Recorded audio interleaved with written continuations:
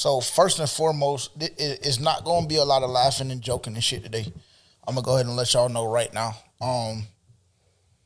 If you got any kids by you that they're not used to hearing a lot of profanity and vulgarity, go ahead and turn it off right now. That's my warning. That's where I want to start. And I'm gonna try my best today to not do all of that. But the way I'm feeling and the way I woke up this morning, I can't promise anybody anything. That's number one. Number two, with this organization, a lot of people like doing, cute shit, right? For example, the owner with the turf, cute shit, because you can take it out, make more money, et cetera, et cetera. Y'all's former head coach, Matt Rule, like having these little sayings, OU, DBO, all of this shit. Then the new interim head coach, Steve Wilkes, with the whole protect the bank that was lit on fire within the organization, within the fan base, on this podcast as well. The problem is, right, and this is where we kind of get into a little bit of it. The problem is when you got a team that really don't care nothing about none of that chatting, that has championship history, a very storied franchise, or just a team that is a playoff contender. And obviously I'm not referring to the Pittsburgh Steelers in the latter of that list. But the problem is with all of that cute shit is that when you're not made of that material, made of that cloth, and you're a team full of young guys that, has grown up in this modern age where shit is just exceptionally soft everywhere you look and turn. And guys have had everything handed to them their whole lives. The problem is when you get a team full of vets and a team full of niggas that don't care, and excuse me, because I've been told I don't need to use that word as much. But when you get a team full of players that don't care and an organization that don't care about none of that protect the bank, none of that OU, none of that shit, and come in and punch you in the mouth. And then the issue becomes now, because you're so used to everything being handed to you and, you went on the road and you got a great win last week against, a mediocre 7-5 football team in Seattle. The problem is you don't know how to respond when somebody come and punch you in the mouth. Everybody did a lot of talking, us included. Don't think that anything that I'm saying right now that I'm negating or retracting anything that we said or have said up until this point on this podcast. Everybody was excited. It seemed like people were walking around the building a little bit differently, obviously from an outsider's perspective this week. But it seemed as though when the Carolina Panthers stepped on the football field Sunday, for whatever reason, they thought a Pittsburgh Steelers team nonetheless that's coached by Mike Tomlin, they thought just because they went into Seattle and did what they did against that mediocre football team, that the Pittsburgh Steelers were just going to come out and roll over and I guess let them win, since the Steelers at this very moment are playing for nothing but their pride and respect. The performance that I saw yesterday, I mean, just because I'm trying to work on the vulgarity of shit, the performance yesterday, Sunday, whenever y'all hear this, whatever, was, in the simplest of terms, was extremely disappointing. And that's JJ saying that, to the best of his ability without like just raging out and just wanting to tear this whole set down. Because yesterday, Sunday, if there would have been cameras and other people around me besides the people that know me,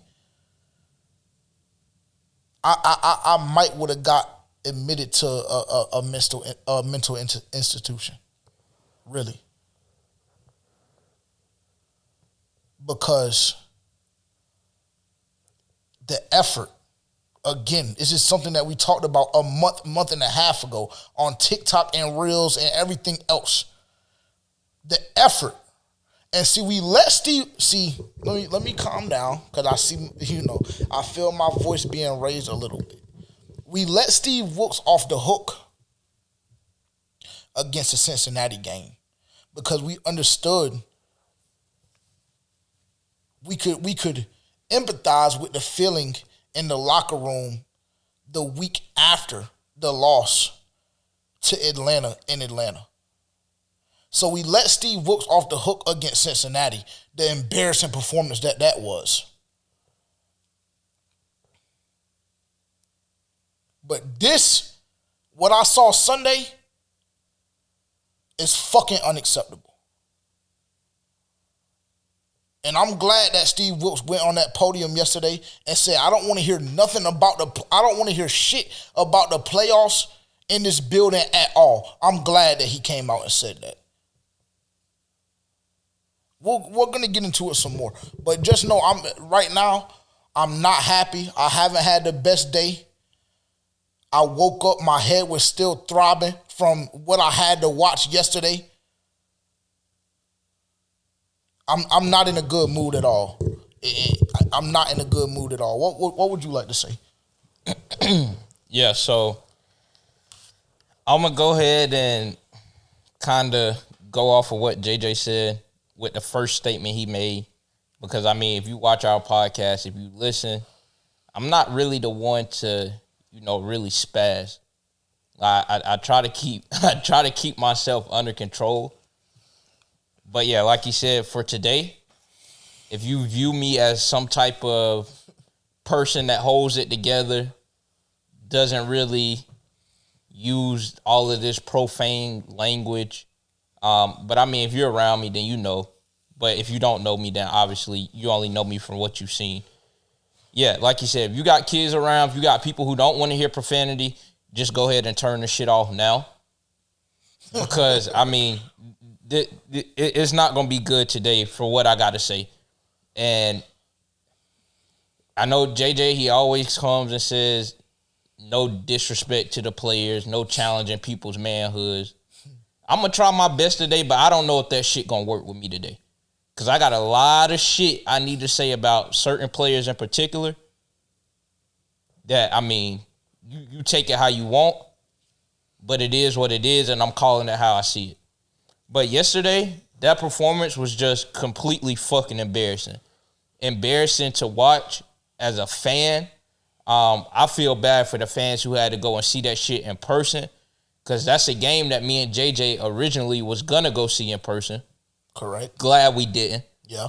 Because, yesterday, what I seen, and I agree with Steve Wilks, I don't want to hear shit else about the playoffs, shit else about what we have to do to even consider being in the playoffs. Because when you went into that game yesterday, all that shit was up to your disposal. You had the most complete power in your fucking hands. Your destiny lied in your fucking hands. And you went in that bitch yesterday and just pissed it away. That's all I fucking seen.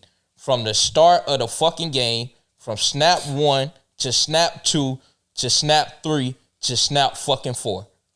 Just complete piss poor effort. Pittsburgh got the ball, and then we acted like we couldn't make a fucking tackle. And so I seen a team that act like they never played a game of football in their fucking life. I seen a team that didn't understand the magnitude of what they were playing for yesterday. And yeah, I'm not letting Steve Wilkes off. Because now I look at you like you didn't have your team fucking prepared.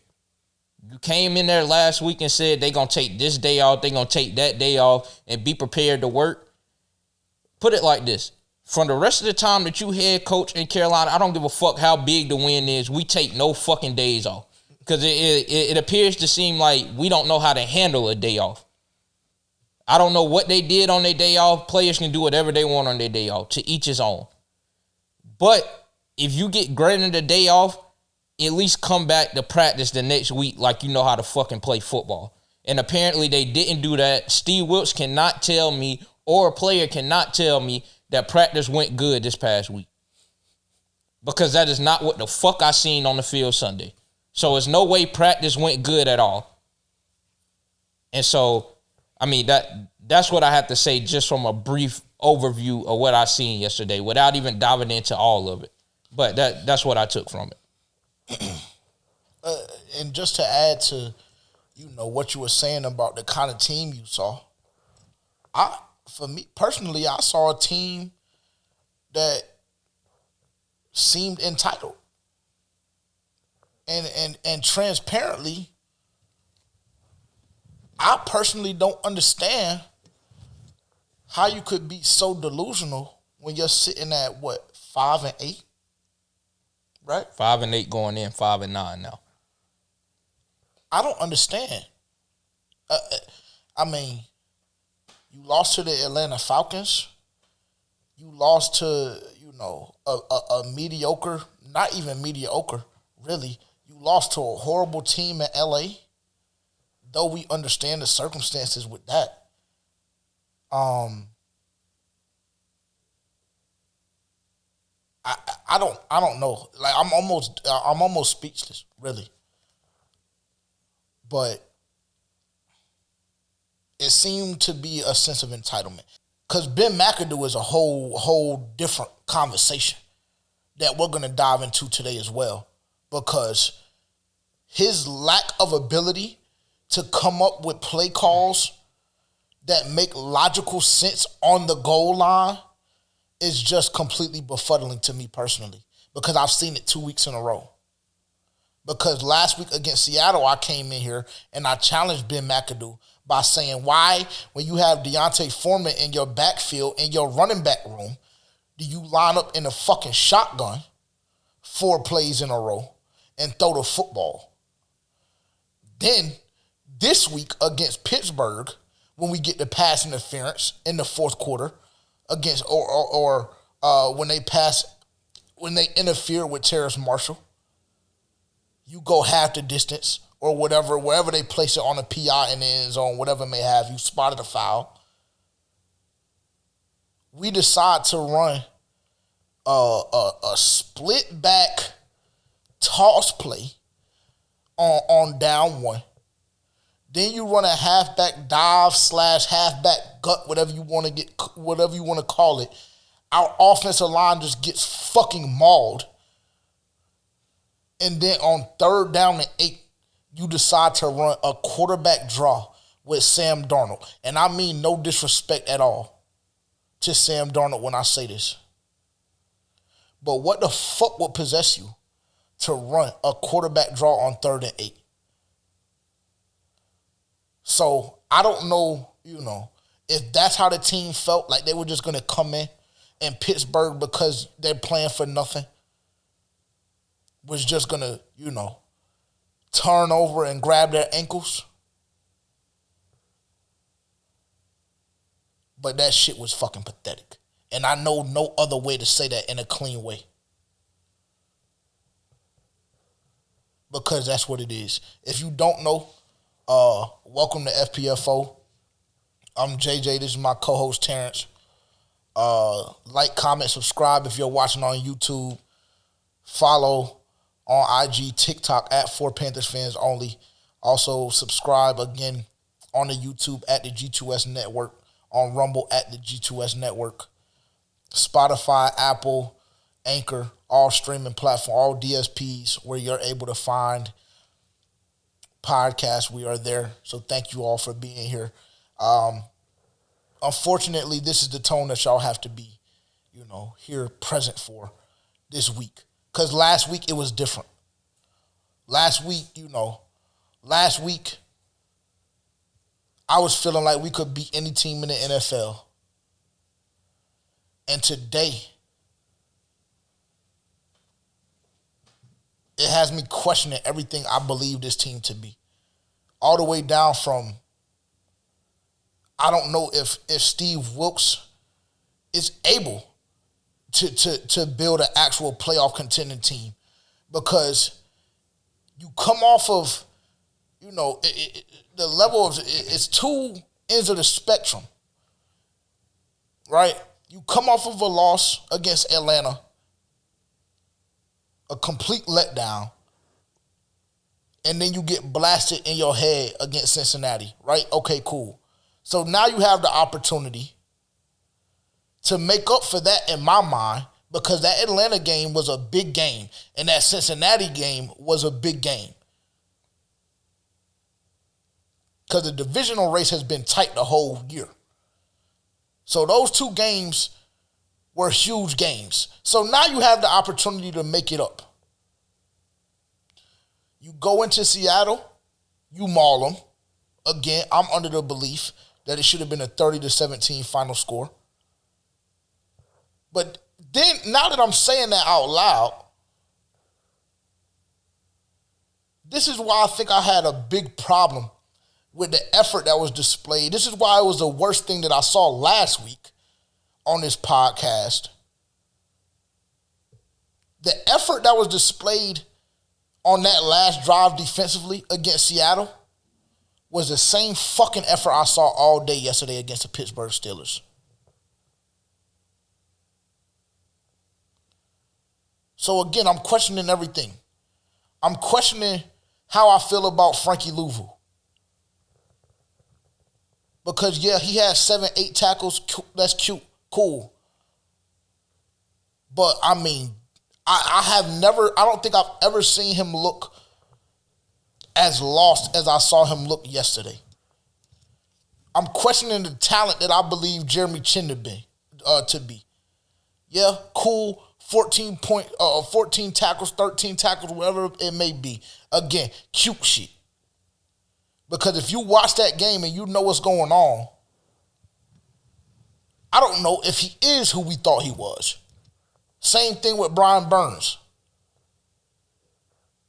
I understand the sack numbers. I understand your top 8, top 9, whatever may have you in sacks.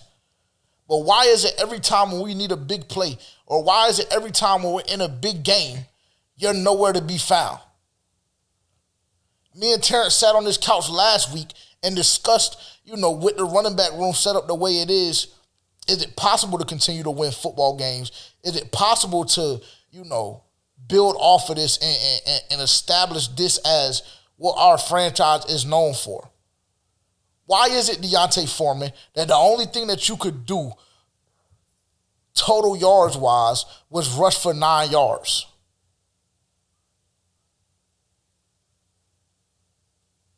So everything that I believe this team to have been prior to Sunday, prior to week 15, prior to week 15 against the Pittsburgh Steelers, at this point, is completely gone. Because I don't know. And like Steve Wilks has been saying since he's been the interim head coach, now everything to me for JJ, and of course I'm just a fan, I'm just a nobody at this very moment. I mean nothing. My voice means nothing at this very moment. But now to me as a fan, now everybody is auditioning. Because we know how I've been sucking Frankie off the whole season. We know how me and Terrence came in here 2 weeks ago and spoke on the Brian Burns contract and the extension that we felt as though he deserved. We know how vocal I've been about Steve Wilks and how I felt as though he was the head coach for the future for this organization. But now, I don't know. I don't know. Because if this team was who I thought it was, we would have came out, marched the fucking ball down the field, drive number 1, put up 7 points, forced a 3 and out, and put up another 7 and they and just would have continued to mash and mush them niggas' face in the dirt. I don't know what this team is now. If you don't know, the Carolina Panthers lost last night, or yesterday, Sunday. I keep saying yesterday with, the thought process in my head that y'all gonna hear this as soon as we release it, but with the understanding now that it's gonna drop Wednesday like we always do. So Sunday, the Carolina Panthers lost 24-18 against a 5-8 Pittsburgh Steelers. I mean, just a horrendous loss. Like, honestly. Stats-wise, Sam Darnold, 14-23, 225 yards, 1 touchdown passing. Again, a great job from Sam Darnold in protecting the football. He had very clean game. Very clean game. It's not really much, at this point, up until, maybe 2 or 3 weeks ago, we've been saying that the problem with this team is that we don't have a quarterback. I mean, yes, could Sam Darnold have done more? Absolutely. But Sam Darnold did not lose his football game for us Sunday, against the Pittsburgh Steelers. So if you have that narrative in your head, that shit should die immediately. Chuba Hubbard, 4 rushing attempts for 10 yards. Deontay Foreman, 10 rushing attempts for 9 yards. DJ Moore, 5 for 73 in a touchdown. Broke his career high in touchdowns for a total season, so congratulations to him. But at the end of the day, it doesn't matter because we lost. So I saw everybody on Twitter trying to big up him, congratulations, this and that, all of that cute stuff that I've been referring to for the beginning of this podcast. Everybody, everything is cute for the Carolina Panthers organization and the fan base. But if it don't result in wins, I don't give a fuck about it. So great. He got a touchdown, 5 touchdowns on the year, career high. Defensively, like I mentioned earlier, Jeremy Chin, 14 tackles, Shaq Thompson, 12, Keith Taylor, we're going to talk about him, but he was number 3 with 8, and Frankie Lulu had 8 as well. If you were wondering what I was referring to on the Brian Burns topic, 3 tackles only for him, no quarterback hits, no sacks, no TFLs, or 1 TFL. Let me give him his credit. 1 TFL, but again, nowhere to really be found. No impact truly made on the game. Don't even feel like going through the Steelers stats because I don't care about it. That's not what we're here to talk about. Just understand that this football team got absolutely dominated by the Pittsburgh Steelers, by a team that just the week previous lost to a Lamar Jackson-less Baltimore Ravens, by a team that was unable to eclipse the 14-point mark against a Baltimore Ravens defense who has been lukewarm, to say the least, throughout the season. That allowed 16 points to Travis Huntley and a nobody at quarterback. Embarrassing. And we'll dive into it there for a little bit. We'll kind of start the show there because, right, to open up, it was a lot of ranting and things of that nature. But I feel as though it was needed because yesterday, Sunday, was a reality check for us as fans, for the people making decisions within the organization, GM, owner, whoever, whatever the title may be, for this football team, these players. It was a reality check. And transparently, it was needed. Because I guess for whatever reason, the Carolina Panthers thought that they had arrived. Terrence, if you would like to start, I'll let you start with whatever you need to say as far as the game is concerned, and then we'll just move on from there. Yeah, so, kind of some of the same things JJ said. The defense just looked like complete shit from the time they stepped on the field. First drive, mind you, the Steelers came in probably, I don't have the exact numbers, but as far as their rushing game, was not good at all. coming into the game. But for some reason, first drive, they just ran the ball down our throats, basically. Najee Harris got whatever he wanted. A lot of the times we had ample amount of opportunities to make tackles in open field. Couldn't do that. Every time he touched the ball, he just completely got through the line of scrimmage. The defensive line just looked like complete dog shit all game. So tackles had to be made in the secondary. Got past the linebackers. That's why you have your two of your guys in the secondary leading the team in tackles in a Jeremy Chin and a Keith Taylor. And I don't even really want to say his fucking name for how garbage he was yesterday. So that just goes to show you that the defense just didn't really show up to do shit all game. The secondary looked terrible. I never thought I would say that I actually miss seeing Dante Jackson out there. Because I've never been a big fan of Dante Jackson. But my God, bro. Like, if he would have just been playing on a fucked up ass ankle, I think we would have had a better chance of stopping Deontay Johnson. And then you have, I don't know why C.J. Henderson wasn't out there. I didn't see him on the injury report. Yeah, I mean, I don't know if he started the game or what, but all I know is when Steve Wilkes was asked about it yesterday after the game, he said that he was dealing with the ankle injury and that he was ruled out. Well, that's what he said on the. Like I said, I don't know because I don't recall seeing him at all yesterday. But that was the explanation that we got in the presser. And see, that's when shit needs to be more clear, because none of us had the information going into the game that C.J. Henderson wasn't going to play. I didn't. I don't know if you did. No, I didn't either. And so I had no idea. And that's another thing. And it's like, obviously, C.J. Henderson doesn't make this football team. But can I say C.J. Henderson is better than Keith Taylor based off of what I seen yesterday? He's 1,000% better than Keith Taylor. Keith Taylor is complete dog shit. And just the same boat that you put Kerry in, I don't want to see that motherfucker Keith Taylor back on the field, let alone on the team. I don't want to see him. But the sad thing is we have to see him because we don't have shit. Because everybody is injured. But Keith Taylor looked like complete dog shit. He got in a press conference and said this was the worst game of football he ever played in his life. But it's just fucking funny how you let the worst game of football come into your retrospectrum. I don't even know if I'm using the fucking correct words. But you let the worst game of football happen in a game that we need to win. Your worst game of football. You give it up to a receiver like Deontay Johnson, who to me has been borderline all year. And not to cut you off, but transparently, we didn't need Keith Taylor to come in and say that was his worst game of football.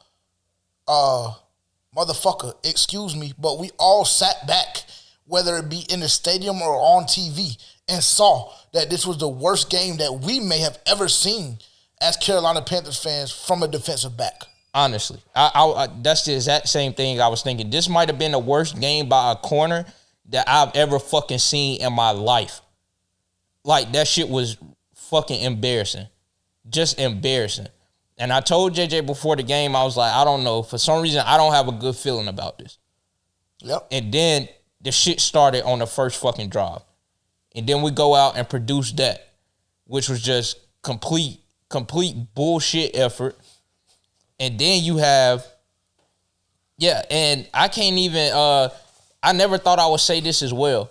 You would think that the worst game we seen all year was the Cincinnati game. This game is a fucking close runner, honestly. And the score might say different, but from what I seen yesterday, we look like complete bullshit, exactly how we looked in that Cincinnati game. And you did mention something about Ben McAdoo's play calling. And so I agree. I agree to an extent. But this is where I got to get on Steve Wilkes' ass. Because I was watching another podcast earlier today, and they were saying that, you have your coordinators who make decisions, who obviously call the plays. But with that being said, as a head coach, it's also like you have the ability to say, I either want to run the ball or I want to pass the ball. And so a head coach in that situation, I'm not fucking doing a fucking quarterback draw on third down at the goal line. Like, if that call comes through my headset, I'm dead in it. I have Sam Darnold in the fucking backfield. That's a dead play call. It's no reason why you should have felt in your mind that was the best play call that we had in our fucking playbooks to run a quarterback draw with Sam Darnold. Just complete bullshit. And so that's why I had to get on Steve Wilks at. And like I said earlier, this was a football team that wasn't prepared at all coming into this game. Wasn't prepared at all. Pittsburgh has looked like shit all season, and then they had their best game of the season against us. And then going back to something else you said, saying that you felt that it was a sense of entitlement. Mm-hmm. And I really don't understand why the fuck it was. Why would you feel entitled to anything? You're not even fucking 500. That record, 5-8, that's fucking embarrassing to even be competing for a spot in the fucking playoffs. That's an embarrassing ass record. And it's only us as Carolina fans that can get fucking excited about having a team 5-8 having the potential to make the fucking playoffs. That shit is fucking embarrassing. Embarrassing as fuck. And then you come out and put on this shit ass performance. So, I mean, you niggas don't even deserve to be in the playoffs. From what I've seen, even so happen, if everything goes our fucking way, you don't deserve to be there, because I can see from this game that you're going to fucking piss it away. So, I mean, we might as well go the fuck home now. And, I mean, that's what I got to say. Well, then beat the traffic then, fuck niggas. You won yesterday. Yeah.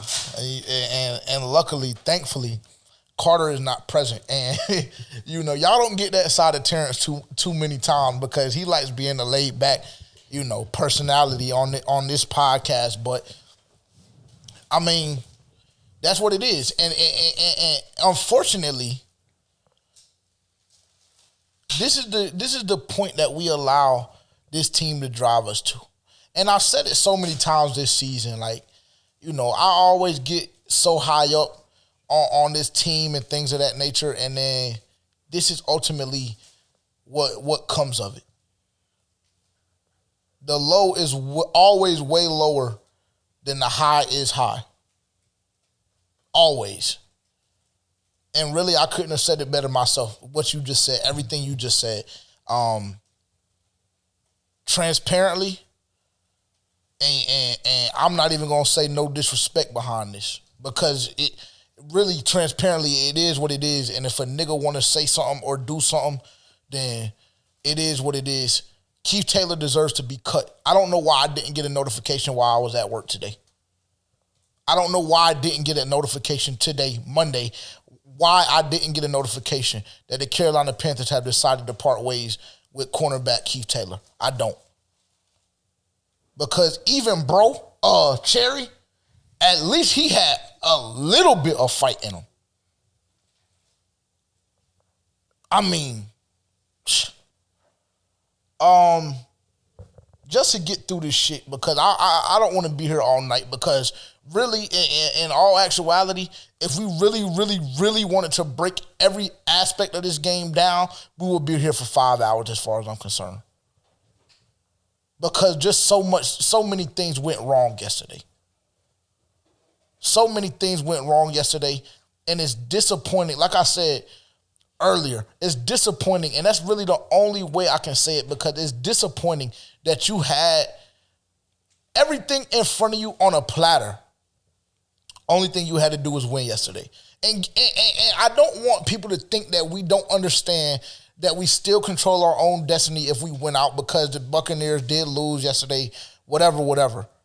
The point that we're getting at is that you had a golden opportunity, and you decided that for whatever reason, you didn't want to come out and play hard or play with effort.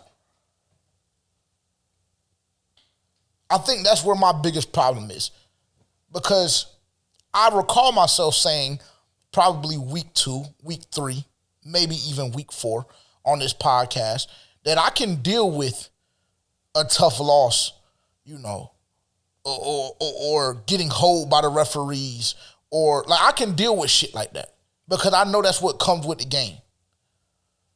But when I see lackluster effort, that's when I become enraged. And there's no other way to put it. Because if you haven't watched the game with me, that type of effort has been displayed, just thank God. Because I'm not fun to be around. I'm self-aware in that. I'm not fun to be around because a lack of effort, especially with the type of opportunity that was in front of us yesterday, when you have that type of opportunity, a lack of effort will just make me want to ram my head through a fucking wall.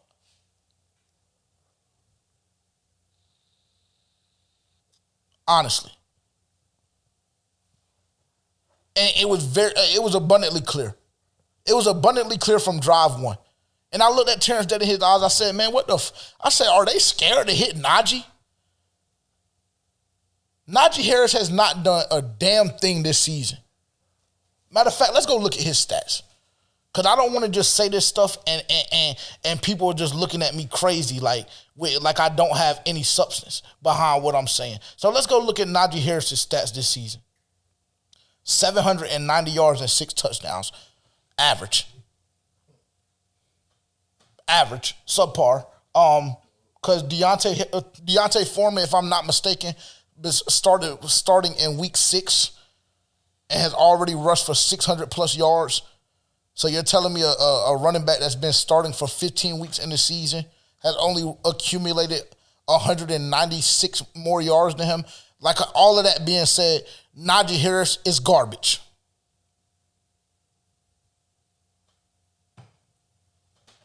Yet for some reason, this defense, who we deem to be the best unit on the field for this football team, came out and allowed him to rush for 86 yards on 24 touches and a touchdown. And again, it's an effort thing because tackling to me is an effort thing. The tackling, abysmal. I don't even know how many tackles we missed yesterday.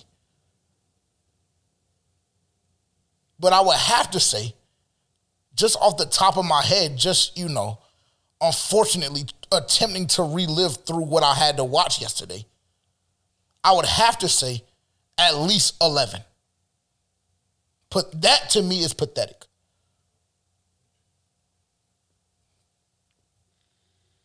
What else? I mean, again, another effort thing. Third down efficiency. I mean, fuck. Can you get off the field one time, bro? What were they, Terrence? What were they? Because I'm trying to find it now. That's exactly what I was going to look at because the shit was fucking embarrassing. And anytime, they were 12 for 16 on third down. Anytime compared to our 4 for 11. So anytime you allow a team to convert that many times on third down, you're going to lose the fucking game. I mean, it's just, you're just going to lose the game. Like, it's that simple. When every time on third down, they only have to convert a 3rd and 1, a 3rd and 2. Yep. Because we can't get the fucking job done on 1st and 2nd down. Yep. And so it's just fucking embarrassing. You're going to lose the game. And it's like everything was in reverse. Or, everything was a complete 180 because last week we did such a great job against Seattle with staying in front of the chains. 1st and 10, at least we're going forward, whether it be 2nd and 9, 2nd and 9.5, whatever, at least we were going forward. But this past week, every drive I felt like offensively we were starting behind the chains. 1st and 10 turned into a 2nd and 12 or a 2nd and 13. And then another thing that really frustrated me is because I thought that I saw this team progressing and maturing a little bit. And then in the first quarter, I see 3 or 4 pre-snap penalties on both sides of the football. I see fucking 4 and 5 missed tackles. Another thing that I thought we matured past. I see cornerbacks, one of the more polarizing reels that we made when I said come down and knock a nigga shit loose. I thought that I seen us mature past that as well. But then I see Najee Harris get on the edge and motherfuckers is jogging 2 yards backwards just to try and mentally prepare to wrap him up. So it goes back to my initial point that everything that I thought about this team was completely debunked yesterday. And I'm not feeling good. I mean, look, me and Terrence bought tickets to the game, what was it, Saturday? Saturday morning. And after yesterday, I damn near wanted to transfer the shit back to the nigga and tell him to send me my bread back. Honestly. Because I almost don't want to waste my time. Just embarrassing. Another unit that we've been gassing up all season. The offensive line. I mean, damn. 19 total rush yards. And yes, you can blame that on the running backs to a certain degree. But if you know football, 75 to 80% of the responsibility goes to up front, goes to the trenches. Then we allow how many sacks? I mean, I don't even know. Allow 4 sacks. I don't even know how many total pressures, because there was numerous times, ample amount of times where Sam Darnold just had to throw the football up. And luckily, he's gotten a little bit better with his patience and being able to make his decision-making a little bit quick, or a little quicker, excuse me. Thank God for that. Because if he was the Sam Darnold of last year, we would have sacrificed 7, 8, 9, 10 sacks yesterday. A unit that I came on this podcast last week and said was no doubt, undoubtedly, a top 10 unit in the NFL. I don't know where that group was yesterday. And yes, I know you're going against Cam Jordan or Cam Hayward, excuse me. I know you're going against TJ Watt. I know Mike Tomlin likes throwing a lot of different looks defensively, a lot of different fronts, and likes mugging a lot and disguising. But Jesus Christ, man. Yeah, I mean, you can't even let him off the hook with that, because it was a lot of plays I seen where Ick was just getting put on his ass. Oh, my God. Taylor Moton was just getting fucking obliterated on that side of the ball against TJ Watt. You had Bradley Bozeman, I think that's his name, just getting fucking completely mauled up the middle. So, I mean, it's not even, it wasn't even the fact of him disguising blitzes and sending different packages. It's just niggas with their hands in the dirt on the line. They just lined up in front of you and told you, I'm better than you. And so I'm going to run through your fucking face mask and I'm going to go sack your quarterback because I'm better than you. That's simply all it was. All it was. And then, like I was telling somebody yesterday, we won the game in the trenches last week. We lost that bitch in the trenches this week. Yep. Because the offensive line didn't do shit and the defensive line didn't do shit. Yep. And when you have 19 yards total and rushing, that's fucking embarrassing. Because if you know, and like I said, I've came on here the past 2 weeks and said that I don't think Sam Darnold is as bad of a quarterback as we have previously seen last year. Because Sam Darnold has had the ability to not put the ball in harm's way. He's not turned over the ball. He's not thrown a bunch of ill-advised passes. And he's actually played decent games over these past couple weeks that he's been starting. I agree. And so if you know that you don't really want to put your trust in your quarterback, that's fine. Knowing the nature of the quarterback that you have, that's fine. But when you only go out there and get 19 fucking rushing yards, that shit is embarrassing. And everything I said last week about, oh, should we trade for this player? Should we trade for that player? Oh, I don't know. Deontay Foreman might be a little bit better than him. Dead that shit. Whatever the fuck back we see come up in free agency, based off what I seen last week, we need to be in talks with everybody. Because I'm convinced that niggas just don't got it. Niggas can't get the job done. Niggas just don't have what it takes to produce a winning football team. You was on the street last year out of a fucking job. We went and picked you up, gave you your chance to bounce back. And granted, a couple of games you did that. You was running like you was one of the better running backs in the fucking league. Majority of the games. Let's be fair. Okay, majority of the games. But Derrick Henry don't have bad games like this. A Jonathan Taylor doesn't have bad games like this. A Josh Jacobs is not having a bad game like this season. So all of that other shit, that shit is dead. When you can only come in, you touch the ball 10 fucking times and only can get me 9 yards, I don't give a fuck. Obviously, it has a lot to do with the offensive line. But as a running back, you just have to make a fucking play. You have to make a play. You have to make somebody miss. Yeah. And again, going back to that conversation, that was one of the things that I said kind of worried me or bothered me about Deontay Foreman, was the fact that I wasn't sure if he had that ability. And yesterday, with all transparency, he showed that he just simply doesn't. He just simply doesn't have that ability. So, I don't know. I don't know. Again, like I said, I'm almost speechless on a lot of these things, a lot of these topics, because I've just never seen a football team go from looking like world beaters one week, looking like so much progression and so much growth had occurred, and then the following week just get dogged out by, a football team that really just is no good. Honestly. It's sad.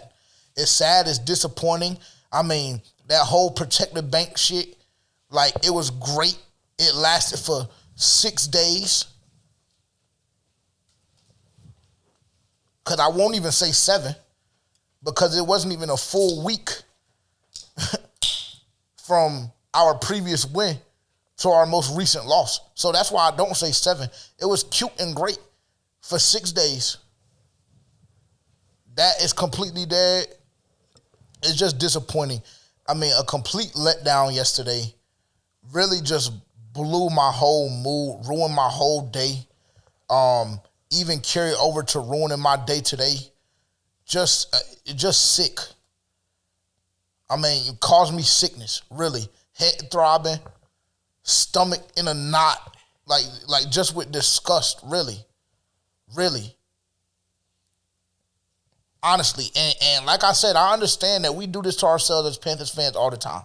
Because this isn't the first time that, we could have come in here and had the same podcast over the years. It's not. We do it to ourselves. But, I mean, damn, at some point you would hope and you would think that at some point you had to get over that hump. And this team just was unable to do it yesterday. Yeah, pretty much. And y'all might think that me and JJ reaching, like we going crazy, we being too hard on them based off what the score looked like. Because the score was 24-16.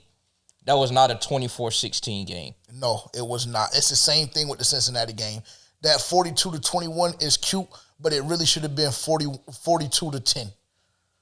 Yesterday should have been more like 24-6. Yeah, pretty much. And maybe with a better offense, maybe even 31, 34, 35 to 10. 35 to 6, 7, 8. Yeah. Because this was not a 24-16 football game. I agree with you in that sense. That's what I was going to say. If the Steelers were at least the slightest bit of, just good in a sense, then the game would have been way worse than what the score said. Because we look like complete shit in every aspect of the game. And that just goes to another point to show how bad of a football team they are, and then how bad of a football team we are. Just complete fucking embarrassment. And it falls along, it falls in line with everything that the organization has done this year. And like I told JJ, and like we said in the past few weeks, it comes from the top. Yep. Dave Tepper, Scott Fitterer, down to Steve Wilkes and what the fuck performance he drug out there yesterday, down to the sorry-ass players and what they produced on the field yesterday. And then I don't want people to, because I know you probably going to be surprised that I'm even going to say this, that I'm going to let Brian Burns off the hook. Because, he played like shit, complete shit yesterday, which has occurred over the past 2 weeks. He came out there and said he wanted to get the sack record. As far as I'm concerned, you're going to stay at 10.5 this year.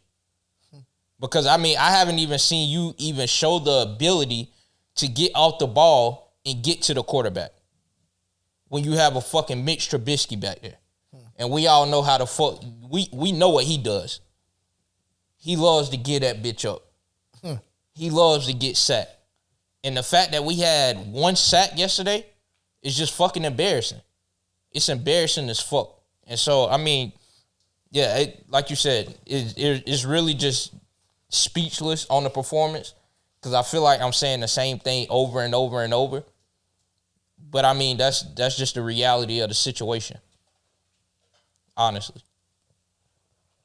Yeah, I mean, and I just want to say this, and we'll have a brief intermission amongst us, kind of reset the house because we have a Cowboys fan that just walked in, and I know his energy ain't right now either because, you know.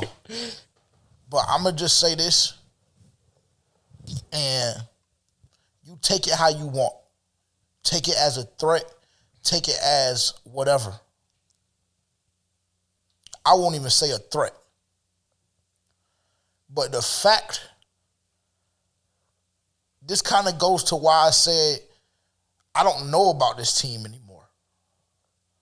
Because the fact that in the fourth quarter, number 27, whoever the fuck that may be for the Pittsburgh Steelers, had the balls and audacity to run over to our sideline during a timeout and ain't nobody mop that motherfucker up showed me a lot. The fact that on that onside kick attempt, after we scored our last field goal, when George Pickens recovered it, the fact that he was able to, again, on our sideline, put his nuts in bro's face, and ain't nobody mop that bitch up, has me challenging everything that I thought this football team was. Cause let JJ, and y'all may think about what I'm gonna say and be like, nigga, you just let JJ would have been on that field, and I see an opposing player with his nuts in my nigga's face, and he ain't getting slid on, because at this point the game is over. So fuck the 15, and I'll pay the 20,000 in fines, nigga, because that ain't shit to me. The fact he ain't get slid on, that goes to the challenge and the manhood thing, because it couldn't have been me. It couldn't have been me, because I might would have put that bitch in the dirt. Literally. You know, and he's laughing, because I guess, I don't know, maybe the way I said it or what, but I'm just telling y'all the God honest truth. The fact that not now one of them niggas got touched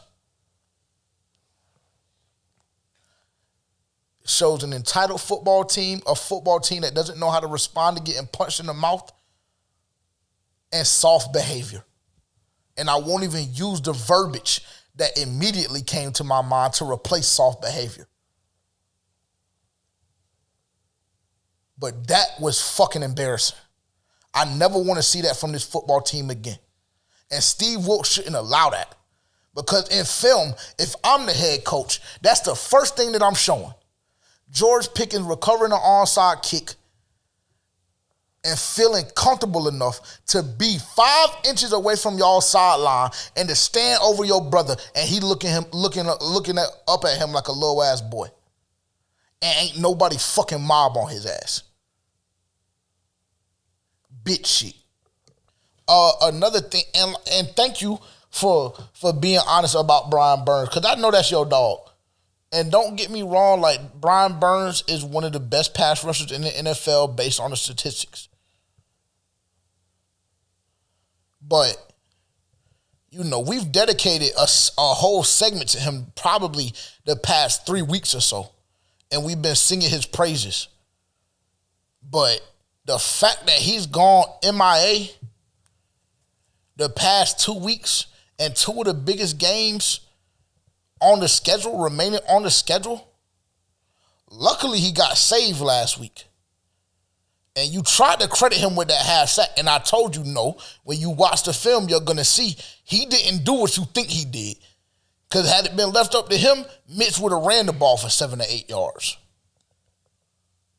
I mean, he really ain't do shit. It ain't even much I can speak on him about. He just ain't did shit. Nothing. So embarrassed me. That's what he's done. Frank, because those are the two players that we talk the most about, because y'all understand that Frank is my favorite and BB is his favorite. I don't know. I ain't never seen I ain't never seen him look that lost in his life before. But I mean, damn. And Shaq Thompson ain't no better. See, we tried to let Shaq off the hook and tried to, give him his props last week against Seattle. You tried to do that. You're right. It was me. You're right. It was me. And then for you to come out here a week later with Mike Tomlin in the media talking about he looks like somebody that was raised by Luke Kuechly and Thomas Davis. To be completely honest, I don't know what Shaq Thompson, Mike Tomlin was looking at or has been looking at this season, but I ain't seen that. Because Shaq ain't not near one of them. Not now one of them. Yeah. So I don't know what Mike Tomlin was talking about in that presser. Because I saw that was something that was buzzing on Panthers Twitter for whatever reason. An opposing coach saying something good about. I mean, that's what I'm saying. A lot of things in this fan base and in this organization is just soft shit.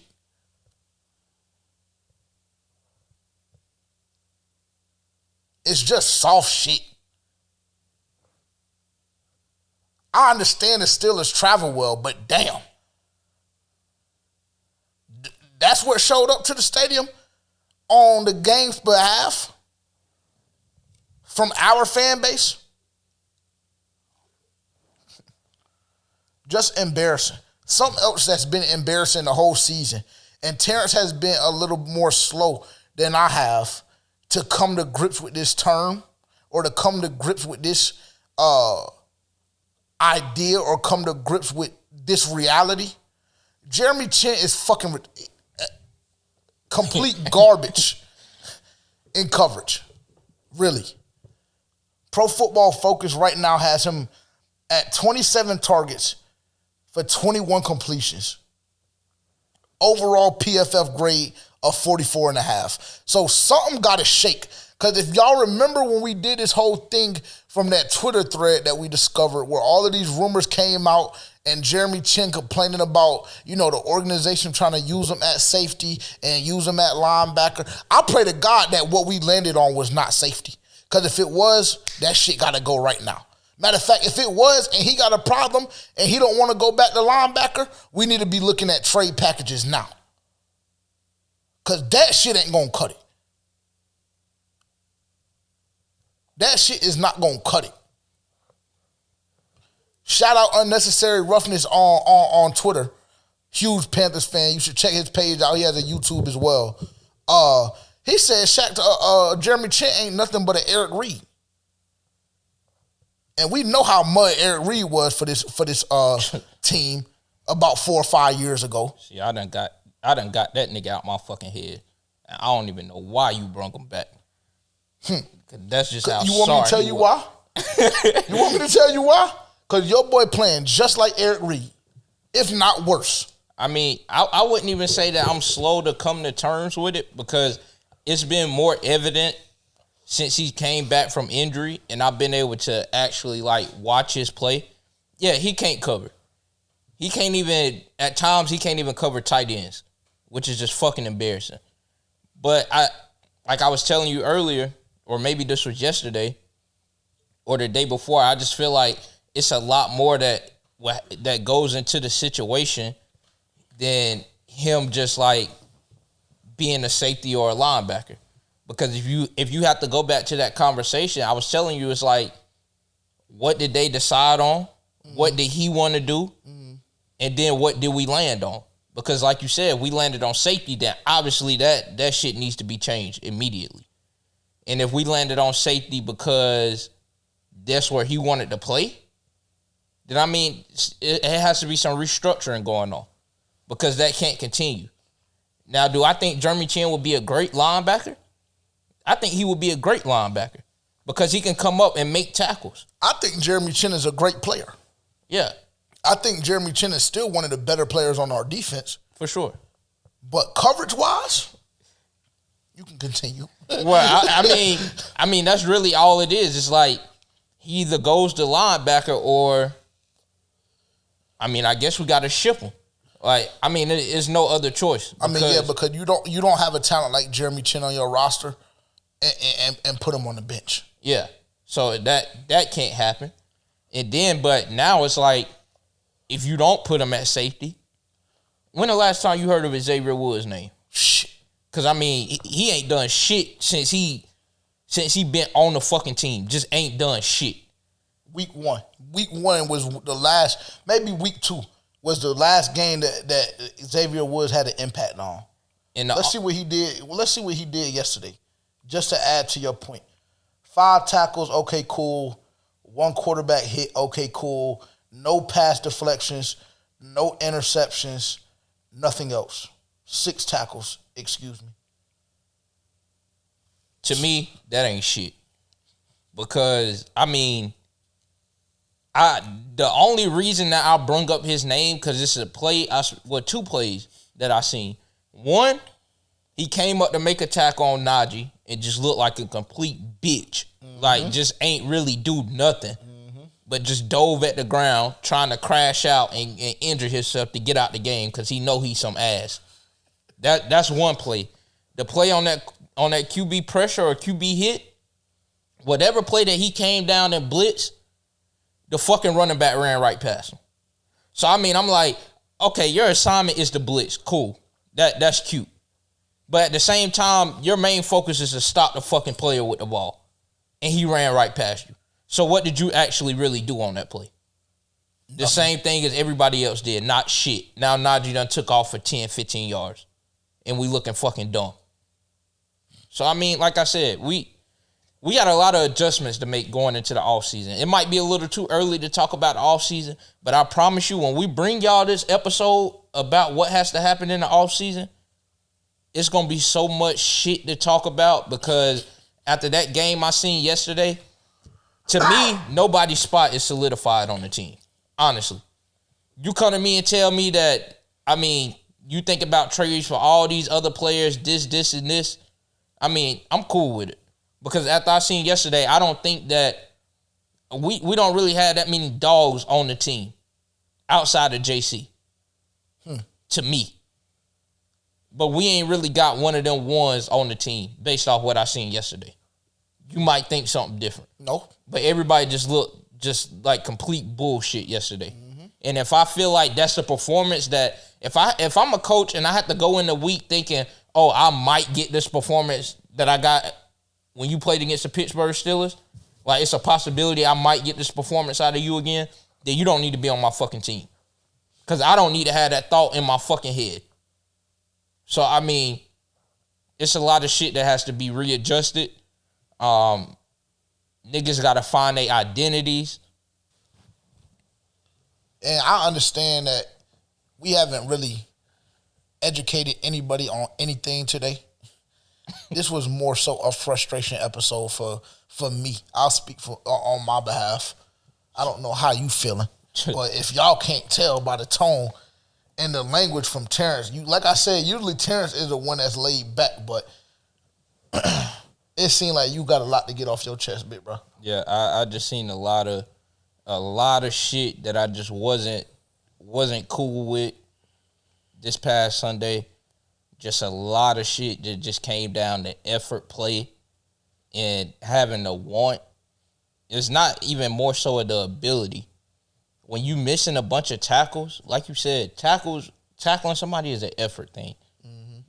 Even if you get stiff on, I need to see you put your fucking helmet on somebody. That's what you got your other niggas for. Yeah. He put me in the dirt, I got you to clean it up. So, I mean, it comes down to an effort thing. And when we came out that first drive and act like we couldn't tackle Najee Harris, I knew it was going to be a bad day. Yep. I knew it was going to be a bad day.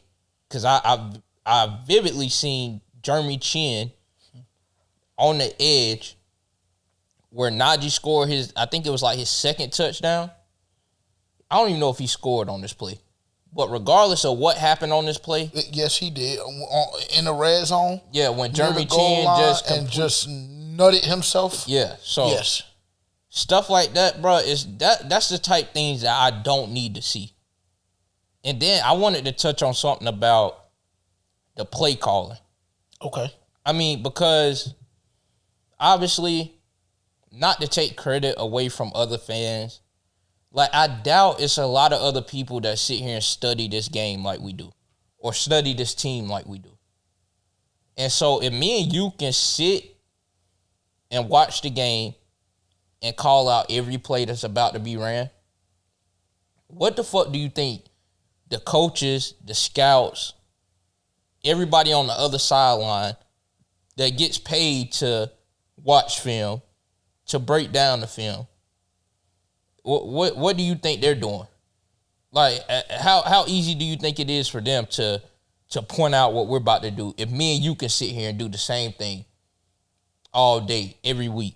If you watch the games with me and JJ, if you ever watched the Carolina game with me and JJ, like we can literally sit here and call every play that's about to be ran. And they do it verbatim. And the shit doesn't produce positive results at all. And so I'm like, if I can call this out, then I know the other coaches can call this out. I know the people on the other sideline can call this out. And that just makes me think, like, we didn't even run that little dumb shit with LaVisca, because I think the time we was about to run it, I seen a linebacker tracking it the whole way. Yep. And I said, okay, it's about time somebody jump on that shit. That's predictable. Some soft-ass shit that I don't even know how we continue to get yards on, because if I'm a defensive coordinator on the other side, I know this is what they want to do. Yeah. There's only three options. I mean, if you have the defensive end, you set the defensive edge the proper way, and then you have a linebacker fill both A gaps. Shit, only thing I got to do is have my other linebacker or my nickelback or whoever track LaVisca wherever he go, because that's their three options right there. You either have a pull from Sam Darnold, a dive from Chuba or Deontay, or a quick bubble screen to LaVisca Chenault. Yeah, it's so predictable, and that's what fucking frustrates me about Ben McAdoo. I really don't even know how he didn't get shipped out with Matt Rule and what's Buddy name? Phil Snow. But that's a conversation for another day. But if I had to point out one thing that Steve Wilkes fucked up on, was keeping Ben McAdoo, because he should have been gone. It's as simple as that. You said that from that very day. I wasn't as quick as you were to get on that bandwagon, but I know a lot of other Panthers fans were. Yeah, that like we said, I'm more active in the Facebook side, you're more active in the Twitter side. But every other thread, why is Ben McAdoo still calling plays? Why is Ben McAdoo still here? Continue to put our team in these shit situations. Just continue to put an offense on the field that defenses aren't scared of at all. And like I said, I mean, Sam Darnold hasn't been playing bad football. DJ Moore had a great day yesterday or Sunday, in my opinion. The touchdown pass he caught, I was telling you, I don't think a lot of other receivers would be able to make plays like that. Yep. Because he followed where his quarterback was going. He seen his quarterback was in trouble, and he allowed his quarterback to make a play, and then he was able to make a play. But, I mean, if we can't get the run game going, my God, if this is the identity that the team is built off of, then we have a fucking problem. Steve Wilkes came in and said that he wants the new identity to be that Deontay Foreman gets 20 touches a game. Oh, he did. He didn't even get 20 touches because he didn't do shit with the 10 touches he got. So, I mean, if we can't get that going, then, I mean, I just don't know, honestly. I really just don't know. Yeah, I mean, it's discouraging. The performance that I saw Sunday was extremely discouraging. Like I said, it made me contemplate, transferring the tickets directly back.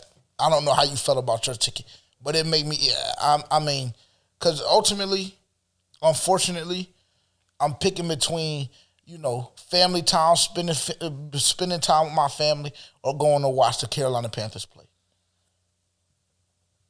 9 times out of 10, I'm going to pick family time. But this year, I decided that I want to go see my boys play their last home game of the year. Thinking that yesterday, Sunday, would have been an easy victory. Because we would just come out and punch them in the mouth. Because the bank would have been rocking.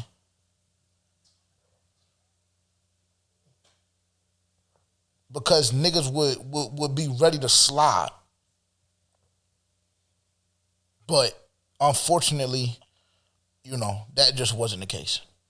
Just sad, just embarrassing, just disappointing. I mean, there's so many adjectives that you can use for the performance that you saw Sunday. Honestly. We'll move on, kind of wrapping up here. Again, I understand that we probably haven't said anything that y'all haven't thought, but this was more just a let off steam podcast because I mean, just the letdown, bro.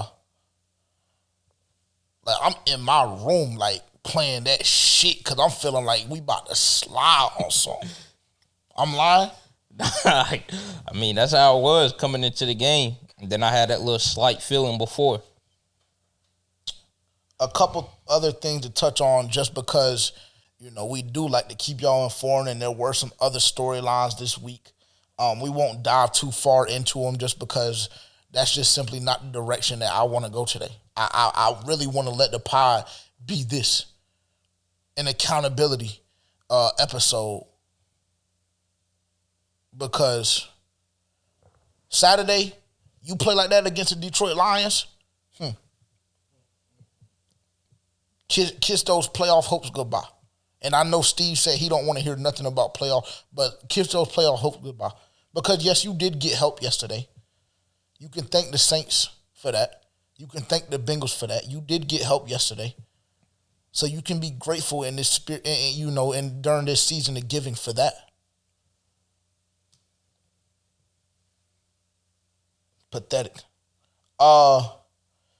Cam Newton states that he's better than every quarterback in the NFC South. How do you feel about that? We'll spend like 2 or 3 minutes on each one of these topics. I mean, I think he has a valid point to a certain extent. If I had to base it off what I've seen him do the last time he was on the field, that statement is partially false. But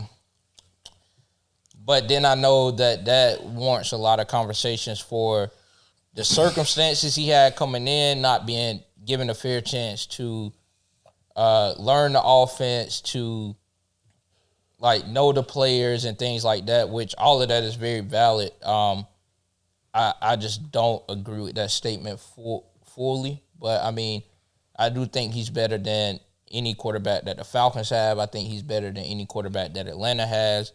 Tom Brady is playing like shit right now, but at this point, based on what I seen Cam do last, will I take Tom Brady over Cam? Yes, I will. And honestly, you can feel how you want to feel about this statement. People at home, JJ, I know he probably going to have some shit to say about it.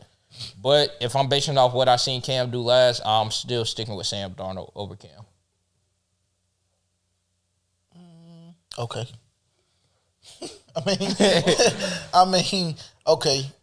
For me, again, I don't hate the statement. I understand where you're coming from as far as Tom Brady is concerned. I have a very, very difficult time with judging anything that Cam Newton has done the last 2 or 3 times we've seen him on the field, because every single time we've seen him, he's been in a more difficult situation each time out. The time with New England that he spent, it was the COVID year. People, guys weren't allowed in the building. One of the more complex offenses, in my opinion, in the NFL. So I don't think he had a fair shot then. Then they bring in Mac Jones. They have this fake quarterback competition. Same thing we saw with Baker and Sam this offseason. They have this fake quarterback competition, knowing that they wanted to, set things up for Mac Jones to be the future of this organization. So again, done a complete disservice in that regard. And then of course the whole situation that occurred in Carolina last season, where you bring him in, after struggling for countless weeks, and you bring him in to either be your savior or your scapegoat, the latter being the more believable of the two. So I don't know who Cam Newton is right now. I don't know what type quarterback Cam Newton is right now, just based on the things that I've said. But I do think he's better than, like you said, any quarterback Atlanta has on their roster. I think that he's better than Andy Dalton and Jameis Winston both.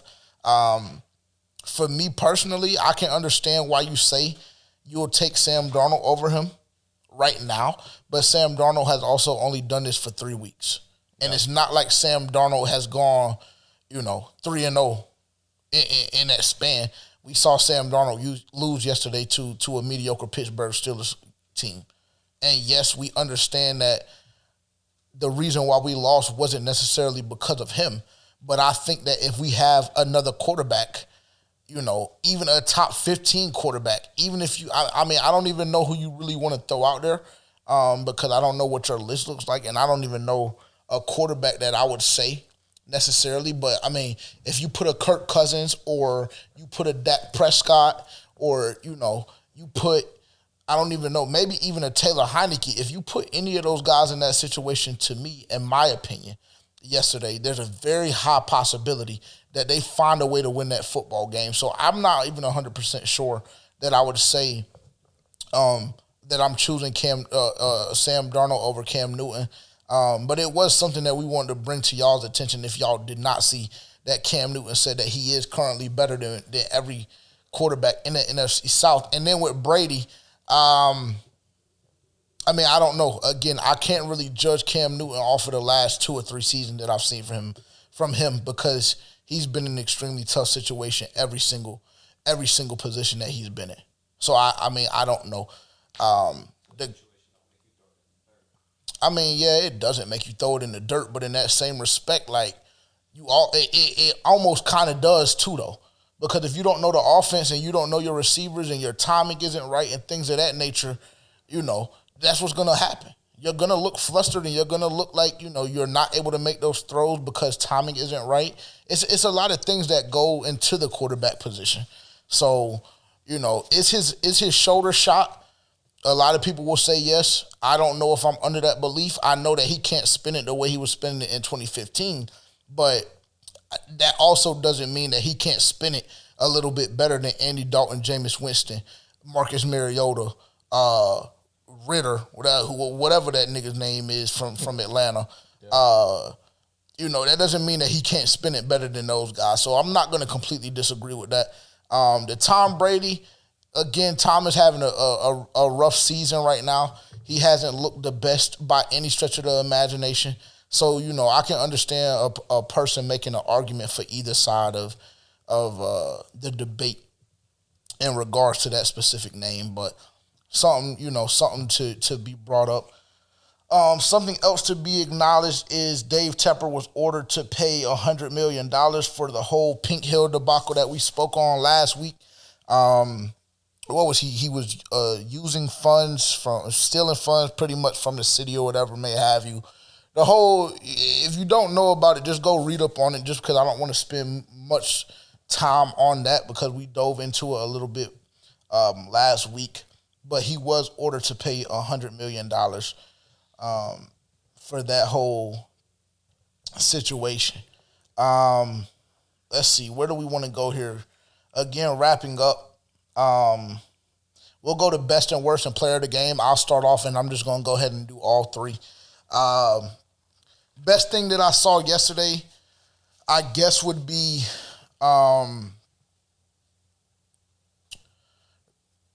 J.C. Horn. And I say that only because, He didn't. I think he may have allowed one catch yesterday. So, in a game full of dark spots, he was the only bright one to be acknowledged, in my opinion. I was thinking about going with Sam Darnold only because he didn't turn the football over. But then again, offensively, we weren't able to put up enough points to win the football game. So it's hard for me to do that because ultimately that lays in your quarterback's hands. Worst thing that I saw, I mean, I really can just rattle off so many things. But the one thing in particular that was the worst thing that I saw was the fact that the Carolina Panthers allowed their brother to sit on the dirt while George Pickens had his penis in his face, and George Pickens didn't get carted off or stretched out. That might have been the worst thing that I saw. So that's it for those two things. For my player of the game, don't have one. Don't have one. Take it away. Respectfully. So, I would say the best thing I saw, I would just have to go. I mean, you might be able to say I can say this for player of the game, but not really. I would just say the player DJ Moore. He responded last week off of 0 and 0. Zeros all the way across the board. He did have 5 for like 73 and a touchdown. So I think he did great in responding. And he was in doubt to even play this week. So for him to toughen it out, knowing the magnitude of the game, I would say that in itself was probably the best thing I saw. Worst thing I saw was, everything we really put on the field. But I would just have to go the trenches in general. We got very below mediocre play from the offensive line, especially the defensive line, just allowing the Steelers to really run all over us with 2 running backs was really just embarrassing all across the board. So that'd be the worst thing I saw. Player of the week, I really don't want to give one. I really didn't want to do a best and worst. Or I really didn't want to do a best. Worst, we would be here for another hour. But if I had to go player of the game, I would just go Eddie Pinheiro. Just because, he went 3 for 3 yesterday, made a 52-yarder. And he's been pretty good since that game against Atlanta. So, that would probably be my player of the game, honestly. But Fair enough. And I almost want to change my worst thing that I saw yesterday to Keith Taylor's performance, honestly. Well, but I'm not going to do that. Well, I am. Let me retract that. Keith Taylor has to be the worst thing I saw all year. I'm going to be honest. Keith Taylor's performance Sunday might be the worst thing that I've seen in my life from a football standpoint. Yeah. And that's not being funny. Honestly. Every time Keith Taylor has stepped on the field this season, he's done something very, very suspect. Every time. And Sunday just, was the icing on the cake for me. Keith Taylor should be without a job. Keith Taylor does not belong in the NFL. Keith Taylor is at the very best, if you think that he's still an NFL talent, is a practice squad material player. And that's with all due respect, because what they do is commendable in itself as well. But Keith Taylor is no good, and he should never, ever be rolled out on an active 53-man roster in the NFL ever again. That's what I have to say on that. We have the Lions this week. The Lions winner of 6 in a row. We've talked about the Lions at length on this podcast over the past couple of weeks, just, taking a look at the remaining schedule and things of that nature. In my opinion, the Detroit Lions game is the hardest remaining game on our schedule. I said that last week as well. Yep. And I think that given the circumstances and in hindsight, I think even 2 weeks ago, the Lions was the toughest remaining game on our schedule. So we have our work cut out for us. Though the tone of the podcast has been negative, ultimately at the end of the day, you control your own destiny still. Like I mentioned 5-10 minutes ago, we got a lot of help yesterday. The New Orleans Saints came into the football game, did what they needed to do to beat Atlanta. The Cincinnati Bengals, though I was sitting here even more sick. I mean, I was just getting sicker and sicker by the minute from 1 p.m. all the way up until about 5:45, 6 o'clock Eastern time when the Bengals turned it around. But they were trailing 17-0, and really I thought that our playoff hopes had died at 4:15. But luckily, the Cincinnati Bengals have a great offense, and they were able to turn it on and to score, 24 unanswered, if I'm not mistaken, against the Tampa Bay Buccaneers. I don't know. Yeah. I don't even remember what the final was. But luckily, they were able to pull it out. So, again, if you're the Carolina Panthers, if you're a player that listens to this podcast, if you're Steve Wilkes, anybody on the coaching staff, again, you control your own destiny. Me and Terrence will be in attendance Sunday, so I pray to God y'all don't put on another bullshit performance like this Sunday. But you control your own destiny. You win 3 games in a row, you make it to the playoffs, and, at that point, for me personally, I'm just happy buying the NFC South Championship t-shirt. Because I understand, based on what I saw Sunday, I understand that no noise is to be made should the Carolina Panthers win the NFC South. And that's what I have on that.